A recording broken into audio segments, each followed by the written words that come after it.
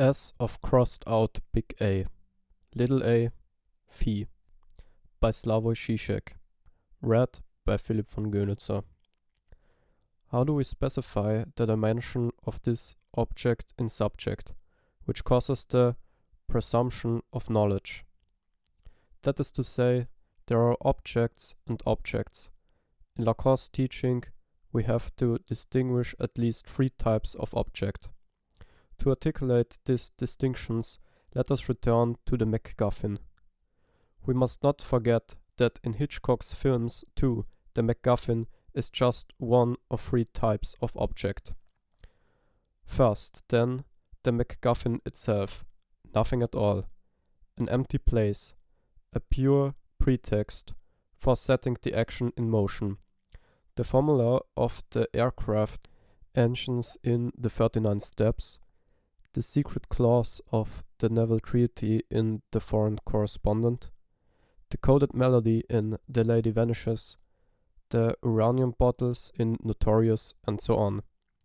It is a pure semblance. In itself, it is totally indifferent and, by structural necessity, absent. Its signification is purely autoreflexive. It consists in the fact that it has some signification for others, for the principal characters of the story. But in a series of Hitchcock's films, we find another type of object which is decidedly not indifferent, not pure absence.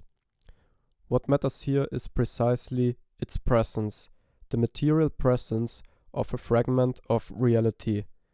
It is a leftover, remnants which cannot be reduced to a network of formal relations proper to the symbolic structure, but it is paradoxically at the same time the positive condition for the effectuation of the formal structure.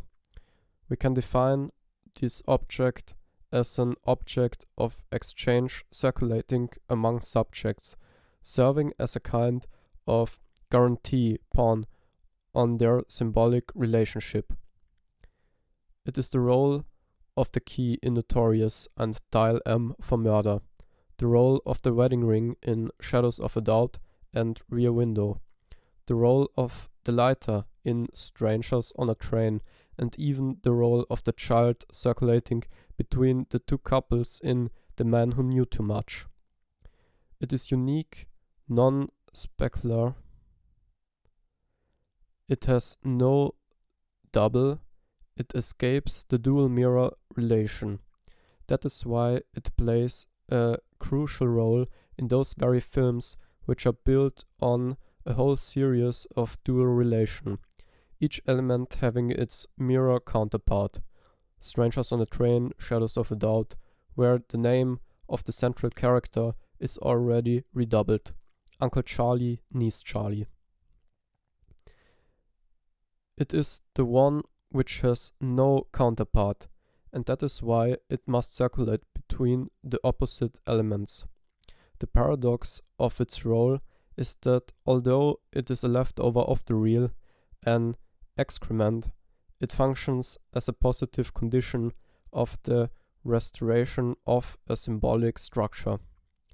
The structure of symbolic exchange between the subjects can take place only insofar as it is embodied in this pure material element, which acts as its guarantee. For example, in Strangers on a Train, the murderous pact between Bruno and Guy holds only insofar as the object, the cigarette lighter, is circulating between them. There is a basic situation in a whole series of Hitchcock's films. At the beginning, we have a non-structured, pre-symbolic, imaginary, homeostatic state of things. An indifferent balance in which the relations between subjects are not yet structured in a strict sense, that is, through the lag circulating between them. And the paradox is that this symbolic pact, this structural network of relations, can establish itself only insofar as it is embodied in a totally contingent material element, a little bit of real which, by its sudden eruption, disrupts the homeostatic indifference of relations between subjects. In other words, the imaginary balance changes into a symbolically structured network through a shock of the real. That is why Hitchcock, and with him Lacan, is no longer a structuralist. The basic gesture of structuralism is to reduce the imaginary richness to a formal network of symbolic relations. What escapes the structuralist perspective is that this formal structure is itself tied by an umbilical cord to some radically contingent material element which, in its pure particularity, is a structure, embodies it. Why? Because the big other, the symbolic order, is always bare, failed, crossed out, mutilated, and the contingent material element embodies this internal blockage, limit of the symbolic structure. The symbolic structure must include an element which embodies its stain, its own point of impossibility around which it is articulated. In a way, it is the structuring of its own impossibility. The only philosophical counterpoint to this logic is again Hegelian dialectics. The greatest speculative mystery of the dialectical movement is not how the richness and diversity of reality can be reduced to a dialectical conceptual mediation, but the fact that in order to take place, this dialectical structure must itself be embodied in some totally contingent element. That, for example, is the point of the Hegelian deduction of the role of the king. The state, as the rational totality, exists effectively only insofar as it is embodied in the inert presence of the king's body. The king, in his non-rational, biologically determined presence, is the state. It is in his body that the state achieves its effectiveness. Here we can use the distinction developed by Lacan and Moffat between the accidental and the contingent. An ordinary element of a formal structure is accidental, indifferent. That is, it can be interchanged, but there is always an element which paradoxically embodies this formal structure as such. It is not necessary, but it is, in its very contingency, the positive condition of the restoration of the structural necessity. This necessity depends upon it, hangs on it. Finally, we have a third kind of object, the birds in the birds, for example. We could also add in Marnie the body of the giant ship at the end of the street in which Marnie's mother lives.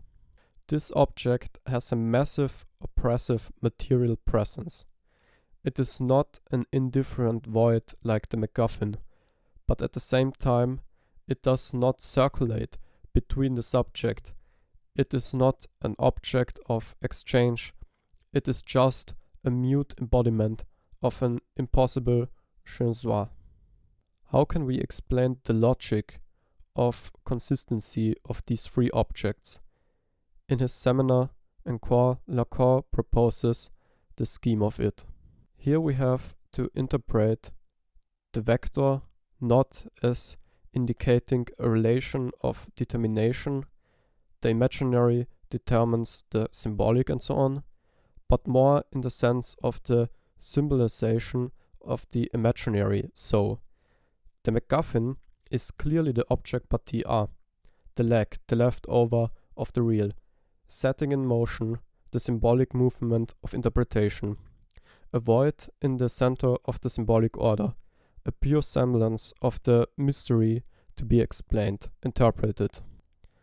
The birds are phi, the impassive, imaginary, objectification of the real, an image which embodies je suis.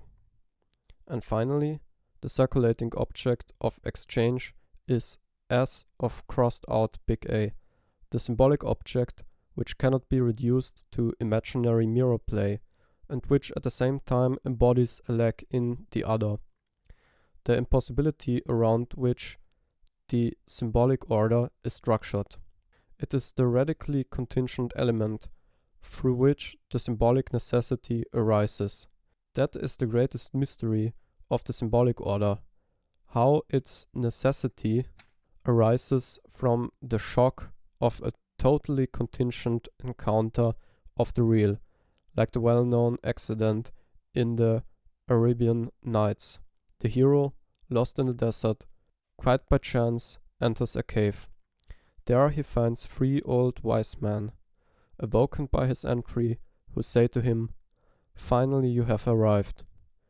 We have been waiting for you for the last 300 years."